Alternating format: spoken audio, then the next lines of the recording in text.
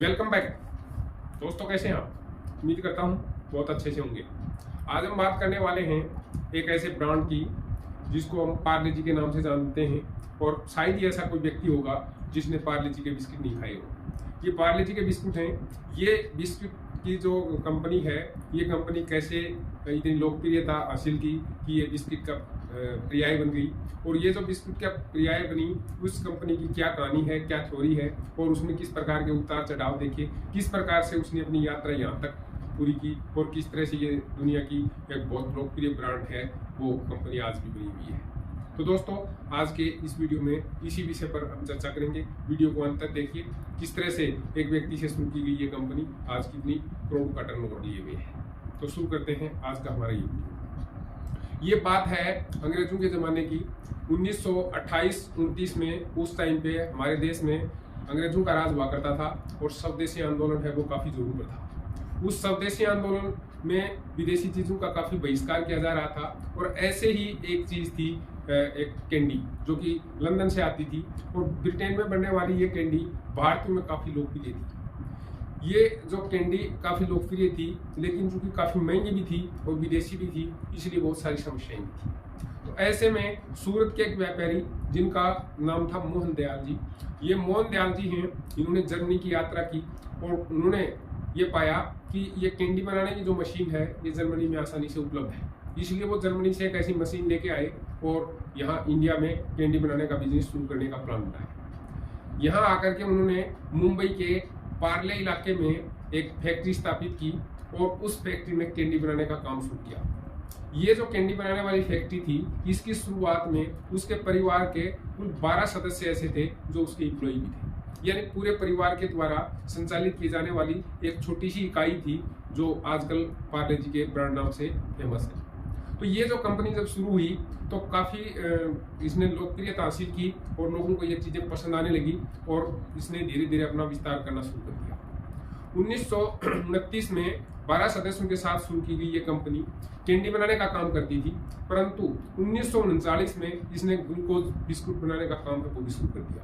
और glucose biscuit ऐसे समय में शुरुआत हुई थी जब पूरी दुनिया विश्व युद्ध से ग्रस्त थी, यानी उसमें पूरी दुनिया में दूसरा विश्व युद्ध चल रहा था। ऐसे समय में पार्ले जी बिस्किट है, इसको हाथों हाथ लिया गया, और ये एक काफी लोकप्रिय ब्रांड बन गया। साथ ही लोकप्रिय ब्रांड बनने के साथ ही इसका उत्पादन तो जितना कर सकते थे उन्होंने किया, परंतु जो दुनिया में उसकी डिमांड थी, खासतौर से भारत में, उसकी पूर्ति करना उनके लिए संभव नहीं था। क्यों? क्योंकि ये जमाना वो था जब दुनिया में गेहूं का उत्पादन काफी सीमित था, और खासतौर से भारत इस मामले में काफी पीछे था। तो इसलिए गेहूं की आपूर्ति कम होने की वजह से पार्ले जी बिस्कुट है उसका उत्पादन है वो रोकना पड़ा। हालांकि नई कंपनी जिसकी शुरुआत केवल घर के सदस्यों के द्वारा की गई थी, उस कंपनी को इस टाइप से हाथों हाथ लेना पड़ेगा, और उसकी डिमांड है वो पूरी नहीं हो पाएगी, और गेहूं की वजह से उत्पादन बंद करना पड़ेगा। इस प्रकार की कल्पना स्वयं उनके संस्थापक थे मोहन दयाल जी, उन्होंने भी नहीं की होगी। उसके बाद ये ग्लूकोज बनाने वाली स्वदेशी बिस्किट थी। इस बिस्किट ने इस प्रकार का जो विश्व युद्ध में एक चार्म पैदा किया था, ये चार्म है वो बाद में भी बना रहा, इसका उत्पादन फिर से होने लग गया।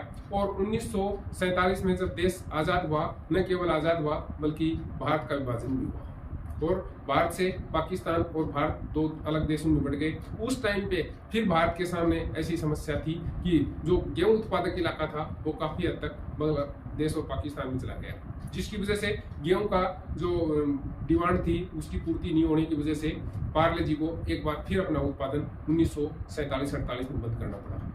और 1947-48 में ये उत्पादन काफ़ी कम हो गया। उसके बाद में इसकी दोबारा से फिर आपूर्ति शुरू की गई, और धीरे धीरे इसने एक मुकाम हासिल करना शुरू कर दिया। तो ये ग्लूकोज से बिस्कुट बनाने वाली ये कंपनी थी। इसकी मार्केटिंग और इसके बिजनेस को देख करके दूसरी कंपनियां हैं, उन्होंने भी इस क्षेत्र में अपने पांव पसारने शुरू कर दिए थे। ऐसे समय में लगभग 1960 के दशक की बात है, उसमें पीले रंग के पैकेट पर एक बहुत ही प्यारी सी बच्ची की तस्वीर, वो तस्वीर बनाने वाले मगन लाल दहिया थे। उस तस्वीर वाले पैकेट से इसकी लोकप्रियता बहुत अधिक बढ़ गई थी, और जो आजकल पार्ले जी का बिस्किट का जो पैकेट आता है, उसकी बजाय उसके ऊपर जो रेपर था वो पीले कलर का था। हालांकि बाद में उसमें बहुत सारे अमेंडमेंट और चेंजमेंट होते गए, और इसका जो वर्तमान स्वरूप है वो आज हम देख रहे हैं, इस प्रकार का स्वरूप देखने में आया। ये 60 के दशक की बात है। उसी दौरान में दूसरी कंपनियों से प्रतिस्पर्धा के चलते ग्लूकोज बनाने की ये जो फैक्ट्रियाँ थी ये काफ़ी इंडिया में पॉपुलर होने लगी और बहुत सारे बिस्कुट बनाने वाली कंपनियां हैं वो मार्केट में आ गई थी। ऐसे कंपटीशन के दौर में 1980 पहुंचते पहुंचते पार्ले जी ने अपना रजिस्ट्रेशन तक नहीं करवाया था। 1980 में पहली बार इसका रजिस्ट्रेशन हुआ और उस टाइम पे ग्लूकोज बिस्किट, ये जो पार्ले जी ग्लूकोज के नाम से बिस्कुट के लिए उन्होंने आवेदन किया, वो निरस्त कर दिया गया। उसका कारण क्या था? क्योंकि तब तक दूसरी कंपनियों ने उसका रजिस्ट्रेशन करवा लिया था। इसलिए पार्ले कंपनी को पार्ले जी का मतलब यहाँ ग्लूकोज से है, पार्ले जी के नाम से उनका एक ब्रांड बना और उसका रजिस्ट्रेशन हो पाया। और तो उसके बाद में पूरे देश में उसकी इस प्रकार की जो डिमांड है वो होने लग गई और इसने काफ़ी लोकप्रियता हासिल की। जो पार्ले ग्लूकोज बिस्किट के नाम से थी वो पार्ले जी ब्रांड बन गया। अब ये पार्ले जी ब्रांड था, इसकी लोकप्रियता के साथ ही ये बच्चों को बड़ा पसंद आ रहा था। बच्चों के साथ ही ये, हालांकि बाकी दूसरे सदस्य थे वो भी इसको खूब पसंद करते थे, लेकिन बच्चों की पसंद का होने की वजह से 1998 में जब भारतीय टेलीविजन इतिहास में शक्तिमान नाम से एक धारावाहिक आया था जो बहुत ही लोकप्रिय था, न केवल बच्चों में बल्कि बड़ों में भी। उस समय शक्तिमान को पार्ले जी कंपनी ने अपना ब्रांड एम्बेसडर बनाया और ये जो ब्रांड एम्बेसडर बनाया ये उनकी रणनीति का हिस्सा था। दोस्तों, उसको देश के जो बच्चे थे उन्होंने हाथों हाथ लिया, देश के लोगों ने हाथों हाथ लिया और पार्ले जी इस टाइप की डिमांड बन गई। जो देहात दूर दराज के जो इलाके थे उनमें भी पार्ले जी को बिस्किट का पर्याय माना जाने लगा। यानी किसी को भी अगर बिस्किट खरीदने की आवश्यकता होती थी तो वो दुकान में जाकर के यही बोलता था, पार्ले जी देना। और पार्ले जी ने बाद में उसमें बहुत सारे अमेंडमेंट किए, सुधार किए और धीरे धीरे ये एक अंतर्राष्ट्रीय ब्रांड बन गया। पार्ले जी आज भी दुनिया की एक फेमस बिस्किट बनाने वाली कंपनी है और उसके जो बिस्किट है उसका जो स्वाद है वो एक बहुत अलग विशेषता लिए हुए है और इसीलिए वो अपनी गुणवत्ता की वजह से दुनिया में फेमस है। तो अगर आपको किसी किस्म की इसी प्रकार की कोई ब्रांड बनाना है, कोई चीज़ का प्रोडक्शन करना है तो उसकी गुणवत्ता पर ध्यान देना जरूरी है।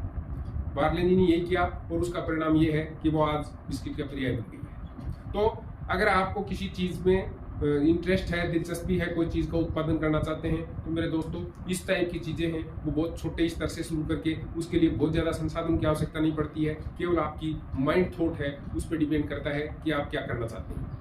और फिर आप कस्टमर को अगर अच्छी गुणवत्ता युक्त कोई चीज़ या प्रोडक्ट देंगे तो वो प्रोडक्ट है वो हाथों हाथ लिया जाएगा, काफ़ी प्रसिद्ध हो जाएगा, जिसकी पूर्ति करना भी मुश्किल हो जाएगा। जैसा कि पार्ले जी के साथ कई बार हुआ और उनको बहुत सारे अभावों के साथ, यहाँ तक मटेरियल था, उस रॉ मटेरियल की पूर्ति केवल गेहूं से की जा सकती थी और उस गेहूं की पूर्ति उनको उसकी वजह से उनको कई बार उत्पादन बंद भी करना पड़ा। तो दोस्तों, जब आपकी नीयत साफ हो और आपको कुछ कर गुजरने का जज्बा आपके अंदर हो तो आप मोहन दयाल जी से ये सबक ले सकते हैं या सीख सकते हैं।